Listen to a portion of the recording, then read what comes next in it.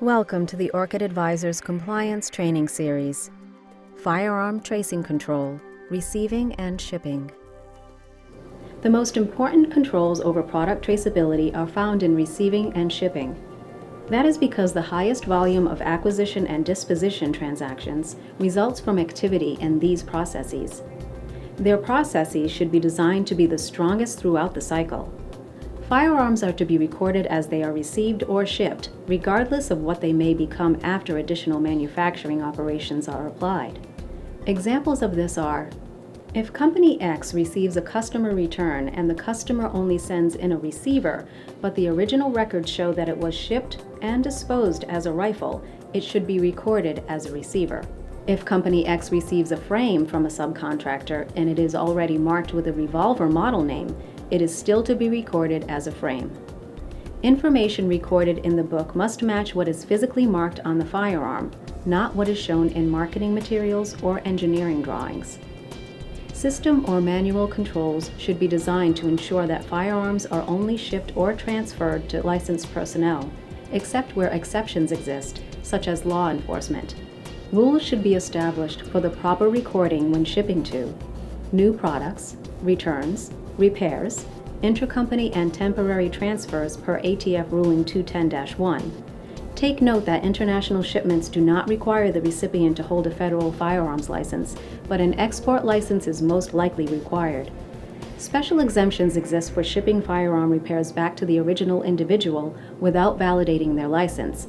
That same firearm may be returned regardless of the address that they are currently at.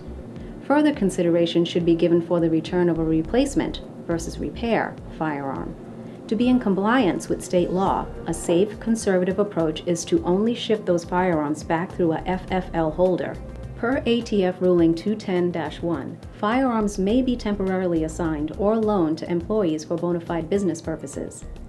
The assignment of a firearm may only be executed to an employee of the FFL.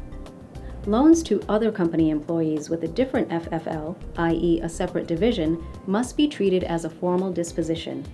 While there is no requirement to document the temporary assignment as a disposition, it is recommended that the transfer and its location be tracked via an inventory management system. That inventory system should state its specific location. Temporary assignments should ideally be assigned and tracked to an employee to ensure the greatest extent of accountability. Employee supervisors or company department leads should be required to reconcile their loaned inventory on a periodic basis. Special care should be given to employees transferring firearms amongst themselves without informing those who maintain the records. Each company should designate approved points of firearm entry and removal within the facility. The best recommendation is to integrate such transactions with the existing point of shipping and receiving. If that is not possible, system or manual-based tracking procedures should be used, such as a logbook, not otherwise intended to serve as the company's book of acquisition and disposition. Thank you for watching this segment of our video training series. Viewers are encouraged to seek professional advice prior to assessment, implementation, or execution.